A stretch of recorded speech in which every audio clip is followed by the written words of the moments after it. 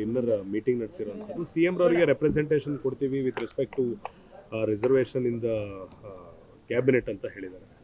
ಅಲ್ಲ, ಕ್ಯಾಬಿನೆಟ್ನಲ್ಲಿ ರಿಸರ್ವೇಷನ್ ಥರ ಏನು ಇರೋದಿಲ್ಲ.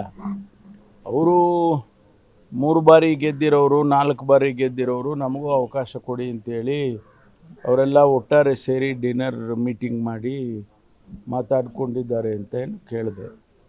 ಅದು ತಪ್ಪು ಏನು ಕಾಣಿಸ್ತಿಲ್ಲ. ಮಾನ್ಯ ಮುಖ್ಯಮಂತ್ರಿಗಳಿಗೆ ಅವರು ಬೇಡಿಕೆಯನ್ನು ಇಟ್ಟಿದ್ದಾರೆ ಅಂತ ಅದು ಮುಖ್ಯಮಂತ್ರಿಗಳು ಹೈಕಮಾಂಡ್ ಗಮನಕ್ಕೆ ತರ್ತಾರೆ. ಒಂದು ವೇಳೆ ರಿಷಫಲ್ ಮಾಡುವಾಗ ಅಥವಾ ಹೊಸದಾಗಿ ಕ್ಯಾಬಿನೆಟ್ ಮಾಡುವ ಸಂದರ್ಭಗಳು ಬಂದಾಗ ಅದನ್ನು ಮಾಡ್ತಾರೆ. ಅಲ್ಲ, ಭಾಳ ಒತ್ತಡ ಶುರುವಾಗಿದೆಯಲ್ಲ ಸರ್, ಯಾಕಂದರೆ 2-3 ಬಾರಿ ಗೆದ್ದಿರೋರು ನಿನ್ನೆ ಕೂಡ ಅವರು ಮುಖ್ಯಮಂತ್ರಿಗಳನ್ನ ಭೇಟಿಯಾಗಿದ್ದರು. ಹೈಕಮಾಂಡ್ನ ಭೇಟಿ ಆಗ್ತೀವಿ ಏಪ್ರಿಲ್ 11ಕ್ಕೆ ಅನ್ನೋದನ್ನು ಮುಖ್ಯಮಂತ್ರಿಗಳಿಗೂ ಕನ್ವೆ ಮಾಡಿದ್ದಾರೆ. ಅಂದರೆ MLCಗಳು ಒತ್ತಾಯ ಮಾಡ್ತಿದ್ದಾರೆ, ಅವರು ಹೈಕಮಾಂಡ್ ನಾಯಕರನ್ನು ಭೇಟಿ ಮಾಡಿದ್ದಾರೆ. ಎಷ್ಟು ಪ್ರೆಷರ್ ಇದೆ ಸರ್ ಈ ಸಚಿವ ಸಂಪುಟ ಹೊಸದಾಗಿ ಮಾಡುವಾಗ ಅಥವಾ ಪುನರ್ರಚನೆ ಮಾಡುವಾಗ ಇದೆಲ್ಲ ಸ್ವಾಭಾವಿಕವಾಗಿ ನಡೀತಕ್ಕಂಥ ಪ್ರಕ್ರಿಯೆ. ನಾನು ಮಂತ್ರಿ ಆಗಬೇಕು ಅಂತಕ್ಕಂಥದ್ದು ಸ್ವಾಭಾವಿಕವಾಗಿ ಇರುವಂಥದ್ದು. ಇಲ್ಲಿವರೆಗೆ ಏನು ಅಂತ ಹೇಳಿದರೆ ಒಬ್ಬೊಬ್ಬರೇ ಹೋಗಿ ಕೇಳ್ಕೊಳ್ಳೋದು. ಜಿಲ್ಲಾವಾರು ಕೆಲವರೆಲ್ಲ ಹೋಗಿ ಜಿಲ್ಲಾವಾರು ಹೋಗಿ ಕೇಳೋರು, ಕೆಲವರು ಒಬ್ಬೊಬ್ಬರೇ ಹೋಗಿ ಕೇಳೋರು, ನನಗೂ ಅವಕಾಶ ಕೊಡಿ ಹಾಗೆ ಅಂತ. ಈ ಬಾರಿ ಸ್ವಲ್ಪ ಒಗ್ಗಟ್ಟಾಗಿ ನಮ್ಮಲ್ಲಿ ಯಾರಿಗಾದರೂ ಕೊಡಿ 3 ಬಾರಿ 4 ಬಾರಿ ಇದ್ದೇವೆ ಅಂತ ಹೇಳಿ ಕೇಳಿದ್ದಾರೆ. ಇದ್ರ ಹಿಂದೆ ಮೊದಲನೇ ಬಾರಿ ಗೆದ್ದವರು ಕೂಡ ಕೇಳಿದ್ದಾರೆ. ಅದು ಹೈಕಮಾಂಡ್ ಅವರು ನಿರ್ಧಾರ ಮಾಡಬೇಕು. ಪ್ರತಿ ಬಾರಿ ಈ ರೀತಿ ಡಿನ್ನರ್ ಮೀಟಿಂಗ್ಗಳು ನಡೀತಾ ಇರೋಂಥ ಸಂದರ್ಭದಲ್ಲಿ ಒಂದು ವೇಳೆ ಹೈಕಮಾಂಡೇ ಇಂಟರ್ಫಿಯರ್ ಆಗಿ ಒಂದು ಕ್ಲಾರಿಟಿಯನ್ನು MLAಗಳಿಗೆ ಕೊಡುವಂಥ ಪ್ರಯತ್ನ ಮಾಡ್ಬೋದಿತ್ತಲ್ವಾ ಅನ್ನೋದು ಪ್ರಶ್ನೆ. ಇಲ್ಲ, ಇದು ತಪ್ಪು ಅಂತ ಹೇಳಿದರೆ ಅವ್ರು ಮಾಡ್ತಾರೆ. ತಪ್ಪು ಅಂತ ಏನಿಲ್ವಲ್ಲ, ಹೇಳೋದ್ರಲ್ಲಿ ತಪ್ಪು ಅಂತ ಏನು ಯಾರು ಹೇಳಕ್ಕೆ ಬರೋಲ್ಲ. ಯಾರು ನೀವು ಮಾಡ್ತಾ ಇರೋದು ತಪ್ಪು ಅಂತ ಹೇಳಕ್ಕೆ ಬರೋಲ್ಲ. ನೀವು ಮಂತ್ರಿ ಆಗಬೇಕು ಅಂತ ಕೇಳೋದೇ ತಪ್ಪ. ಆ ರೀತಿ ಹೈಕಮಾಂಡ್ನವರು ಕೂಡ ನೋಡಿಲ್ಲ. ಅದು ಒಂದು ವೇಳೆ ಆ ರೀತಿ ಅನಿಸಿದ್ದಿದ್ರೆ ಹೈಕಮಾಂಡ್ಗೆ ಅವರು ನಮ್ಮ ಜನರಲ್ ಸೆಕ್ರೆಟರಿ ಮೂಲಕ ಸೂಚನೆ ಕೊಟ್ಟಿರ್ತಾರೆ, ಈ ರೀತಿ ಸಭೆಗಳು ಮಾಡಬೇಡಿ, ಮಂತ್ರಿಗಳನ್ನ ನಾವು ಮಾಡ್ತೀವಿ, ಗೊತ್ತಿದೆ ನಮಗೆ ಅಂತ ಹೇಳಿರೋರು. ಆದರೆ ಇದು ತಪ್ಪು ಅಂತ ಅವ್ರಿಗೇನು ಕಾಣಿಸ್ತಾ ಇಲ್ಲ.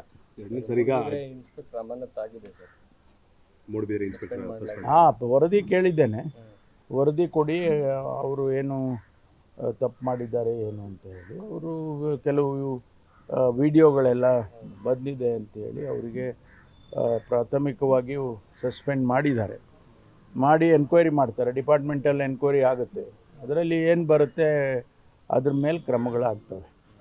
ಈಗ ಅಧಿಕಾರಿಗಳು ಉತ್ತರವನ್ನು ಕೊಡೋದಕ್ಕೆ ಈಗ ಅಧಿವೇಶನದಲ್ಲಿ ಮೊನ್ನೆ ನಾವೇ ನೋಡಿದ್ವಿ, ಸ್ಪೀಕರ್ ಅವರು ಎದ್ದು ಹೋದ್ರು ಬೇಸರ ಮಾಡಿಕೊಂಡು. ಈ ಹಿಂದೆ ಕೂಡ ನಡೆದಿರಲಿಲ್ಲ. ಅಧಿಕಾರಿಗಳ ನಿರ್ಲಕ್ಷ್ಯತನ ಈಗ ಕಾಣ್ತಾ ಇದೆಯಾ? CM ರವರೇ ಪತ್ರ ಬರೆದು ರಿಕ್ವೆಸ್ಟ್ ಮಾಡೋ ಥರ ಆಗಿದೆಯಾ? ಇಲ್ಲ, ಈಗಾಗಲೇ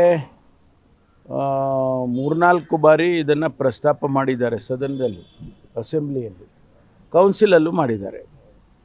ಮೊನ್ನೆ ನಾನೇ ಉತ್ತರ ಕೊಡುವಾಗ 225 ಪ್ರಶ್ನೆಗೆ ಬರೀ 84 ಪ್ರಶ್ನೆಗಳಿಗೆ ಉತ್ತರ ಕೊಟ್ಟಿದ್ದು ಅಂತ ಹೇಳುವಾಗ ಸ್ವಾಭಾವಿಕವಾಗಿ ವಿರೋಧ ಪಕ್ಷದ ನಾಯಕರು, ಸದಸ್ಯರುಗಳು ಸ್ವಲ್ಪ ಪ್ರಸ್ತಾಪ ಮಾಡಿ ಅವರ ಬೇಸರವನ್ನು ವ್ಯಕ್ತ ಮಾಡಿದರು.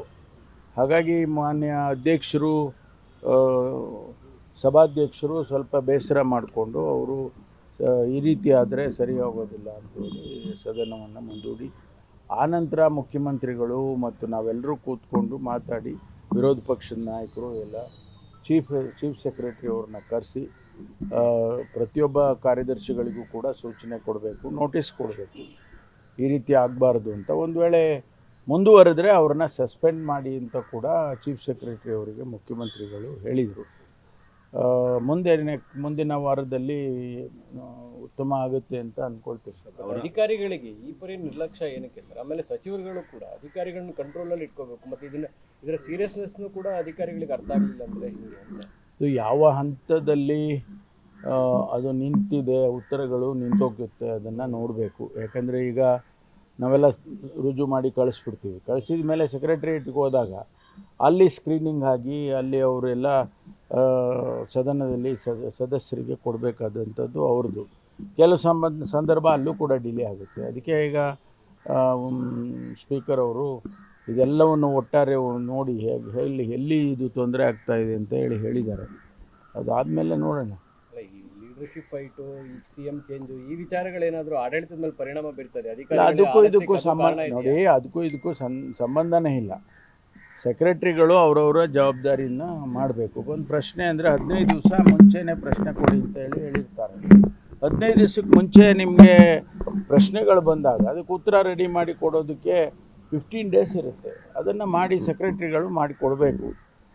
ಅಲ್ಲಿಂದ ಕೊಟ್ಟು ಸೆಕ್ರೆಟ್ರಿಯೇಟು ಲೆಜಿಸ್ಲೇಚರ್ ಸೆಕ್ರೆಟ್ರಿಯೇಟಿಗೆ ಬಂದಮೇಲೆ ಅವರು ಅದನ್ನು ಪ್ರಿಂಟ್ ಮಾಡಿ ಸದನಕ್ಕೆ ಕೊಡಬೇಕಾಗ್ತದೆ. 2-3 ಹಂತದಲ್ಲಿ ಇರೋದರಿಂದ ಅದು ಎಲ್ಲೋ ಒಂದು ಕಡೆ ಅದು ನಿಧಾನ ಆಗಿದೆ ಅನ್ನುವಂಥದ್ದು, ಅದನ್ನು ಸರಿಪಡಿಸ್ತೇವೆ. So now that the 45 MLAs have met previous night for the dinner and they are demanding a position in the cabinet, how do you see this? No, nothing wrong in it. Aspirations, every MLA feels that he should become a minister. At least 2 times, 3 times. Such senior MLAs getting together and asking for a position in the ministry, I don't think it's wrong. And High Command, if it feels that it is wrong, definitely the General Secretary would have asked the Chief Minister not to allow this. So for the first time in the last 15-20 years, the Speaker had to walk out of the Assembly because of the questions unanswered. And even he has mentioned on various notes that the ministers haven't been present, the officials aren't being present. How do you see this, sir? Because the CM and the CS have written a letter themselves. No, Speaker pointed out this. In fact, the opposition leader pointed out this nearly 2 to 3 times. And the Speaker was upset naturally because the answers were not coming. So I think it will be set right, because we had a meeting. Chief Minister instructed the Chief Secretary and asked her to issue notices to all the secretaries, if need be to suspend some of them. All this has happened. Hopefully by next week everything will be all right. Sir, is the chaos between the DCM and the CM giving a result to these officials that they are unable to answer in the Assembly? No, I don't think so. There is absolutely no relationship between that and what is happening on the floor of the House. Everybody, all the secretaries have to, give the answers well in advance. The questions are, reaching the offices 15 days in advance. Despite knowing their designation and what they have to dispose of, they aren't doing this. What strict action will be initiated against? No, see, already Chief Minister has instructed the Chief Secretary, to look into the matter and see that which secretary is not, sending the answers. So that is being, discussed, and it will be set right. With respect to the Modbidre incident, the inspector has been suspended as of now, sir. Yes, preliminary, findings saw that he is at fault. So departmental inquiry, we have ordered for a departmental inquiry. Once the report comes, we will know the truth. Until then, he will be suspended. ಈಗ code of conduct ಇರೋದ್ರಿಂದ reservation cabinet ಮಾಡ್ತೀರಾ ಅಥವಾ ಮಾಡಿದ್ರು decision ಹೇಳೋಂಗಿಲ್ಲ, ಏನು sir? ಅಲ್ಲ, ನಾವು 27th discuss ಮಾಡ್ತೀವಲ್ಲ. ಅಂತಿಮವಾಗಿ ಏನಾಗುತ್ತೆ, 27ನೇ ತಾರೀಕು ಆಗುತ್ತೆ.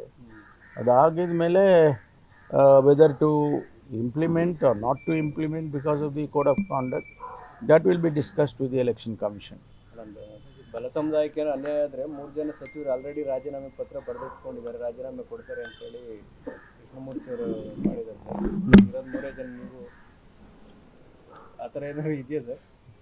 ಆ ಸನ್ನಿವೇಶ ಬಂದಾಗ ಕಮ್ಯುನಿಟಿ ರೆಪ್ರೆಸೆಂಟೇಟಿವ್ಸ್ ಆಗಿ ಯಾರು ಏನು ಮಾಡಬೇಕು ಅದು ಮಾಡ್ತಾರೆ.